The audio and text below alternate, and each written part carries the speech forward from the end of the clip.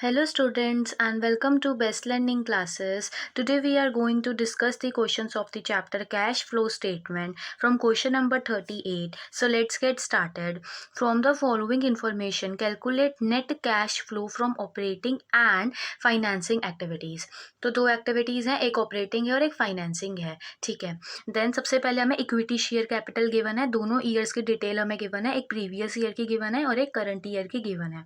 तो स्टूडेंट्स अब क्या देख रहे हैं, इक्विटी शेयर कैपिटल. सबसे पहले आप ये समझिए कि जाके इंक्लूड कहाँ पे होगा, फाइनेंसिंग एक्टिविटीज़ में. प्रेफरेंस शेयर कैपिटल फाइनेंसिंग में, जनरल रिजर्व ऑपरेटिंग में, सरप्लस है तो ये जाके हमारा ऑपरेटिंग में यूज़ होगा. अब एक चीज़ का ध्यान रखिएगा, वैसे तो हम माइनस ही करते हैं बट स्टूडेंट यहाँ पे क्या है ना, ऑलरेडी ये माइनस में ही है. तो हम करेंगे तो वही देखिए, करेंगे हम माइनस ही, बट ऑलरेडी ये भी माइनस में ही है. तो माइनस माइनस प्लस हो जाता है, तो ये दोनों जो अमाउंट है ये आपस में प्लस हो जाएंगे. ठीक है. देन सिक्योरिटी प्रीमियम रिजर्व, पिछले साल कुछ नहीं था, इस बार है, मतलब बढ़ गया है.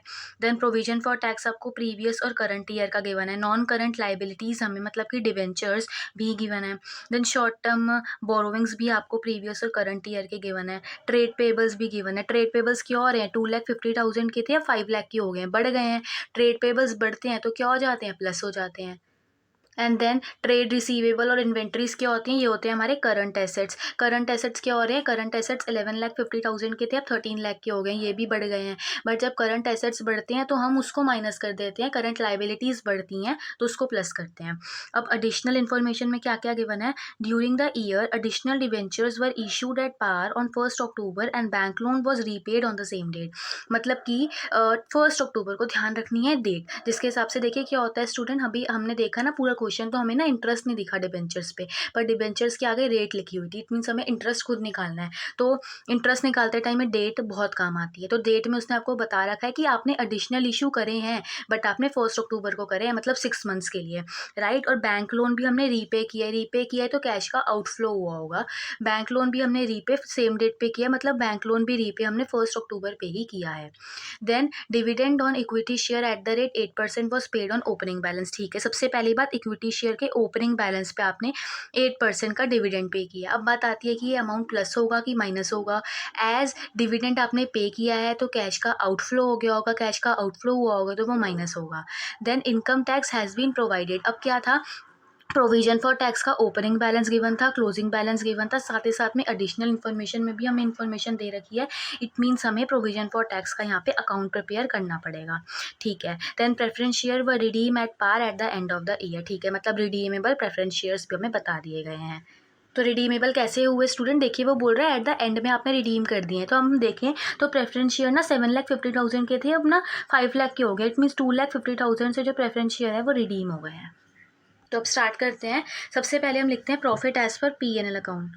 Profit as per statement of P&L account. तो मैंने क्या बताया कि वैसे तो हम माइनस ही करते हैं, यहाँ पे भी हम माइनस ही करेंगे, बट वो लॉस है ना, तो लॉस भी तो माइनस में ही आएगा. तो इनडायरेक्टली ये जो दोनों अमाउंट हैं ये प्लस हो जाएंगे, और प्लस करके 7,25,000 का अमाउंट आपके पास निकल के यहाँ पे आ जाएगा. ठीक है. अब आगे बढ़ते हैं, आगे क्या क्या चीज़ें इंक्लूड होंगी. सबसे पहले हमें net profit before tax and extra ordinary item तक पहुँचना है. ठीक है ना. तो अब हम इसमें क्या करेंगे, हम रिजर्व ऐड करेंगे, जो कि पिछले साल कुछ नहीं था पर इस साल हो गया है ना. रिजर्व आपको उसने बता रखा है ना, देखिए सिक्योरिटी प्रीमियम रिजर्व भी हमें बताया हुआ है, बट अभी हम यहाँ पे सिर्फ जनरल रिजर्व इंक्लूड करेंगे. अब ये भी ध्यान रखेंगे कहीं आप इसको सिक्योरिटी प्रीमियम रिजर्व मान लें, ये है general reserve. Security premium reserve हम फाइनेंसिंग एक्टिविटीज़ में इंक्लूड करेंगे. ठीक है ना. तो जनरल रिजर्व कितना था, 3 लाख का था, 3,75,000 का हो गया है. तो मैं वो भी आपको यहाँ पे लिख के दिखा देती हूँ. देखिए 3,75,000 में से हमने यहाँ पे 3 लाख माइनस किया है, तो ये 75,000 का अमाउंट आ गया. ये 75,000 हम यहाँ पे इंक्लूड करेंगे. उसके बाद डिविडेंड वो बता रहा है आपने इक्विटी शेयर पे दिया है, तो डिविडेंड देखिए ये कैश का आउटफ्लो है, ये आउटफ्लो हम फाइनेंसिंग एक्टिविटीज़ में जाके माइनस कर देंगे जो डिविडेंड हमने पे किया है. फिलहाल यहाँ पे प्लस होगा. तो डिविडेंड ऑन इक्विटी शेयर्स. अब उसने बोला था आपने डिविडेंड किस पे दिया है, आपने डिविडेंड ओपनिंग बैलेंस पे दिया है. ठीक है. ओपनिंग बैलेंस क्या है, 11,25,000 का, और 8% डिविडेंड आपने पे किया है, तो मतलब 90,000 का डिविडेंड. ठीक है. देन आपने डिविडेंड जो है वो प्रेफरेंस शेयर पे भी उसने आपको रेट बता रखी है 5% की, तो 5% ही दिया होगा. तो यहाँ पे हम लिखेंगे डिविडेंड ऑन प्रेफरेंस शेयर्स। अब ये डिविडेंड ऑन प्रेफरेंस शेयर्स का अमाउंट किस तरीके से निकल के आएगा, 5 लाख पे 5% उसने रेट ऑलरेडी बताई रखी है, 5% प्रेफरेंस शेयर्स हैं, तो 20 से 20 कैंसिल हो गए तो 25,000 का अमाउंट आ गया। ठीक है, देन अब आप प्रोविजन फॉर टैक्स इंक्लूड कर लेंगे। ठीक है, प्रोविजन फॉर टैक्स, बट उसके लिए हमें अकाउंट प्रिपेयर करना पड़ेगा। जैसे कि मैंने आपको बताया था, प्रोविजन फॉर टैक्स लाइबिलिटी होती है, तो क्रेडिट साइड पे ओपनिंग बैलेंस आएगा, बाय बैलेंस ब्रॉट डाउन जो कि आ रहा है 50,000 का।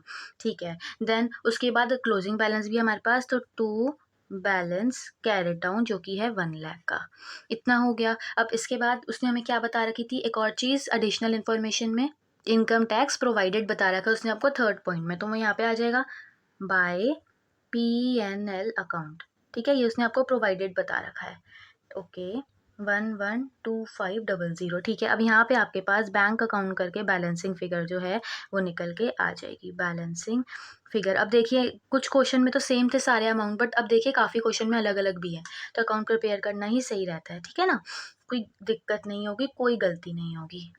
तो अब यहाँ पे हम लोग क्या करेंगे, प्रोविजन फॉर टैक्स अब इंक्लूड कर लेंगे, प्रोविजन फॉर टैक्स। और यहाँ पे बिल्कुल अब वर्किंग नोट भी लिख दीजिए ना, कि अगर आपको बाद में दिक्कत आए तो आपको याद आ जाए हमने कहाँ से ये अमाउंट लिया है। ठीक है, तो अब ये सारा अमाउंट प्लस करके 1027500 आपके पास अमाउंट आ रहा है।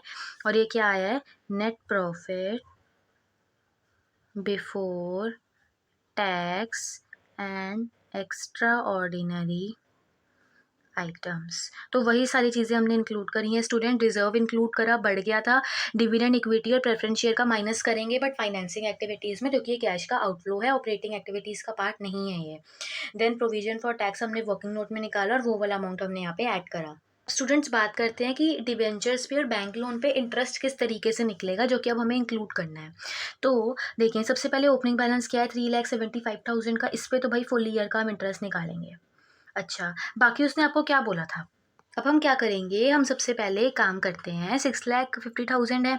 अब क्या हुआ कि उसने ना 1 अक्टूबर पे बीच में इशू करे हैं, राइट, जब हाफ ईयर बीत गया था। तो अब ये 3,75,000 से 6,50,000 के हो गए हैं, तो 6,50,000 माइनस 3,75,000 कितना बना, 2,75,000। इस पर हम 6 मंथ्स का इंटरेस्ट कैलकुलेट करेंगे, तो कि उसने 1 अक्टूबर को किया है तो 6 मंथ्स का ही इस पर हम इंटरेस्ट निकालेंगे, इस पर हम फुल ईयर का निकालेंगे, राइट। बट जो उसने 6 मंथ्स के लिए किया है तो उस पर जो इंटरेस्ट चार्ज होगा वो भी 6 मंथ्स के लिए ही होगा, तो 2,75,000 पे 6 मंथ्स का ही इंटरेस्ट हम निकालेंगे। ठीक है, तो वही मैं अब आपको यहाँ पे निकाल के भी दिखा रही हूँ कि 3,75,000 पे तो हम 8% का फुल इंटरेस्ट चार्ज करेंगे, तो 30,000 का अमाउंट आ जाएगा। देन हम यहाँ 2,75,000 पे करेंगे, 2,75,000 कहाँ से आया, 6,50,000 माइनस 3,75,000, इस पर अब हम चार्ज करेंगे, 8% ही करेंगे, बट इस पर हम 6 मंथ्स का करेंगे क्योंकि ये 1 अक्टूबर पे आए हैं।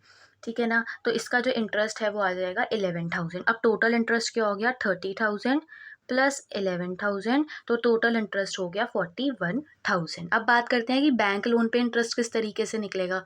स्टूडेंट्स, आप उसने आपको क्वेश्चन में क्या बताया था कि बैंक लोन आपने रीपे किया है सेम डेट पे, मतलब 1 अक्टूबर पे ही आपने बैंक लोन रीपेमेंट कर दिया है। तो देखिए ना किस तरीके से निकलेगा। पहले हम 1,25,000 पे 8% ही बता रखा है, इस पे 6 मंथ्स का निकाल लेंगे तो 5,000 आ जाएगा। देन 1 लाख का 8% ही है रेट, और 6 मंथ्स का निकाल लेंगे तो 4,000 आ जाएगा। तो टोटल इंटरेस्ट क्या हो गया, 5,000 प्लस 4,000 इज़ 9,000। तो अब ध्यान रखना है कि उसने रीपे सेम डेट पे किया, तो ध्यान रखना है सेम डेट इज़ 1 अक्टूबर, तो 6 मंथ्स के हिसाब से कैलकुलेट होगा। अब हम आगे अपना क्वेश्चन कंटिन्यू करेंगे। तो अब हमने निकाल लिया इंटरेस्ट ऑन डिबेंचर्स। अब ये जो डिबेंचर्स पे इंटरेस्ट हमने वर्किंग नोट में निकाला है वो आ रहा है 41,000 का। देन हमने इंटरेस्ट ऑन बैंक लोन भी निकाल लिया, इंटरेस्ट ऑन बैंक लोन ये भी हमने वर्किंग नोट में ही निकाला है, जो कि आया है 9,000 का। इनको प्लस करके आ गया 50,000। अब ये 50,000 जब हम इसमें प्लस कर देंगे, राइट, प्लस करेंगे ना आप, तो आपके पास क्या अमाउंट आ रहा है, 1077500। ठीक है, अब ये क्या आया, ये जो 10 ये क्या आया, operating profit before working capital changes. अब इतना हो गया, अब आगे बढ़ते हैं।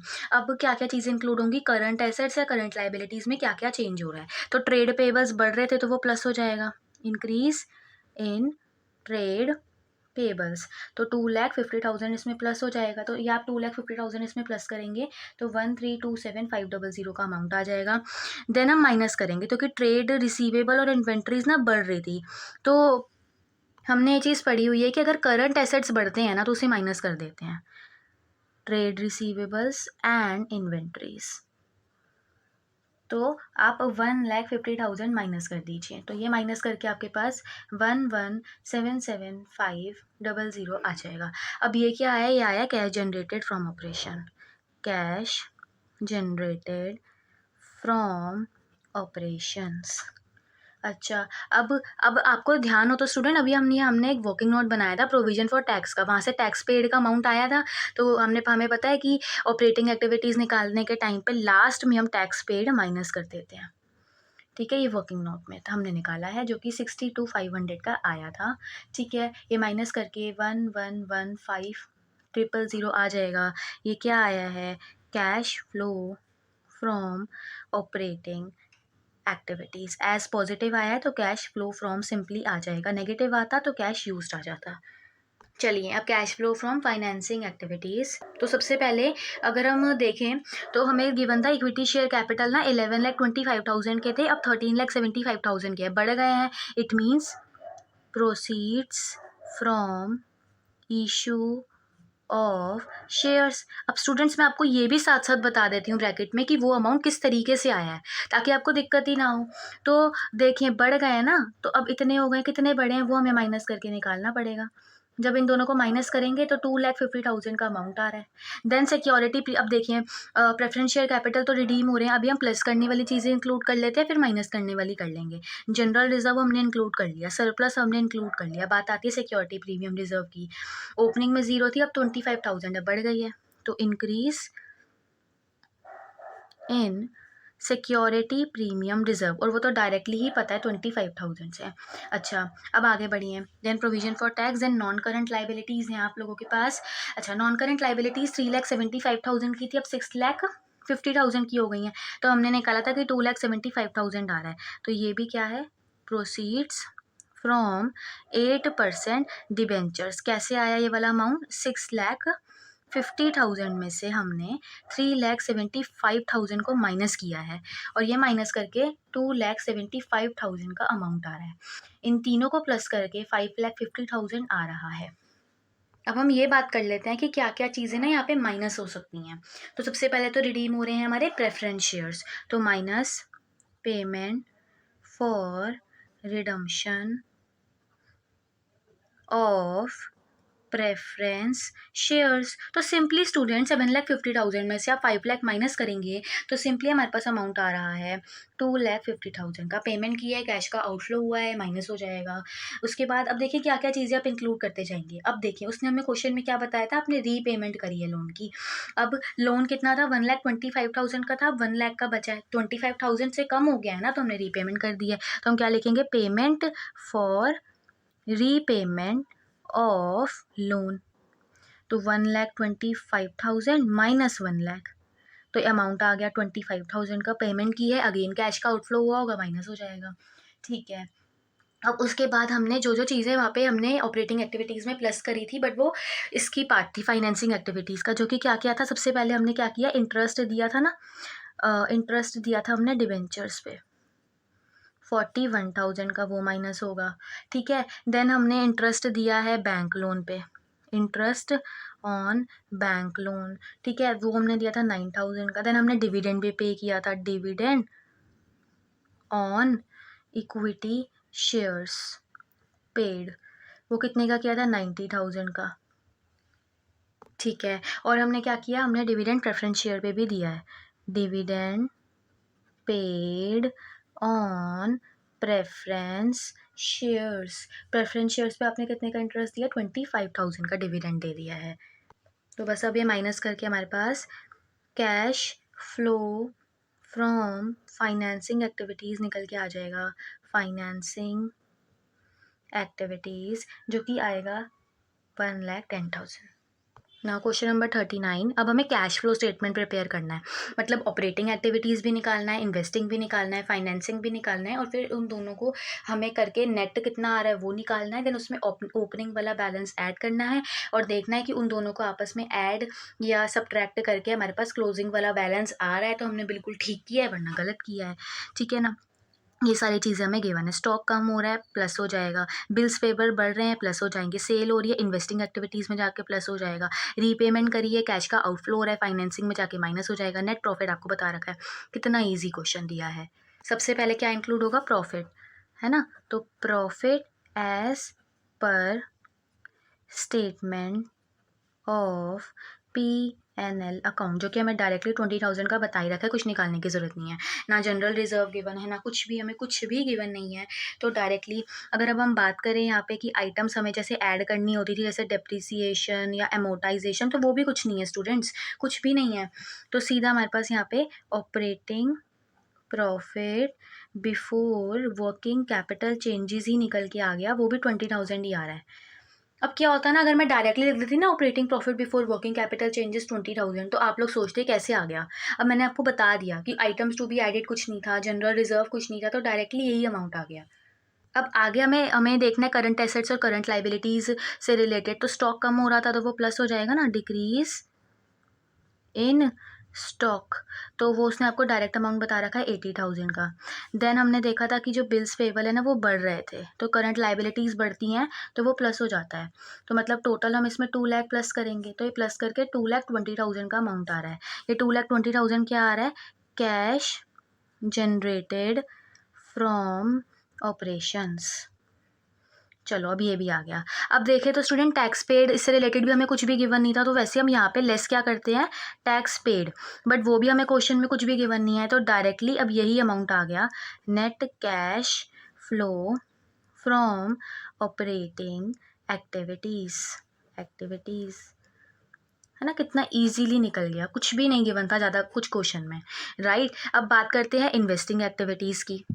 इन्वेस्टिंग एक्टिविटीज़ में मेनली हम क्या चीज़ें इंक्लूड करते हैं? परचेज या सेल का अमाउंट। अब यहाँ पे सिर्फ सेल का अमाउंट हमें गिवन था, सेल ऑफ फिक्स्ड एसेट्स, और मैंने क्या बताया? सेल वाला अमाउंट प्लस हो जाता है। 3 लाख प्लस कर दीजिए, तो नेट कैश फ्लो तो कि पॉजिटिव है, फ्रॉम इन्वेस्टिंग एक्टिविटीज़ निकल के आ जाएगा। इन्वेस्टिंग एक्टिविटीज़ जो कि आ रहा है 3 लाख का अमाउंट। अच्छा, अब बात करते हैं फाइनेंसिंग एक्टिविटीज़ की। फाइनेंसिंग एक्टिविटीज़ के लिए हमें सिर्फ एक ही चीज़ गिवन थी, रीपेमेंट करिए। रीपेमेंट करिए, कैश का आउटफ्लो हो गया होगा, तो repayment of long term loan, repayment करिए, कैश का आउटफ्लो मतलब माइनस में आएगा। तो ये आंसर भी फाइनली हमारा नेगेटिव ही आ रहा है, तो मतलब नेट कैश यूज्ड आ गया। तो net cash used in financing activities. अब आगे देखते हैं। आगे अब हमें क्या देखना है? मैंने क्या बताया? नेट इंक्रीज और डिक्रीज। क्या देखेंगे? नेट इंक्रीज और decrease in cash and cash equivalent. देखिए स्टूडेंट, यही तो हम देखते हैं ना। देखिए, एक हमारे पास ओपनिंग बैलेंस होता है, फिर हम कैश फ्लो स्टेटमेंट के थ्रू ये देखते हैं कि क्या कैश का इनफ्लो हुआ है, क्या कैश बढ़ी है, क्या कैश कम हो गई है पूरे साल में।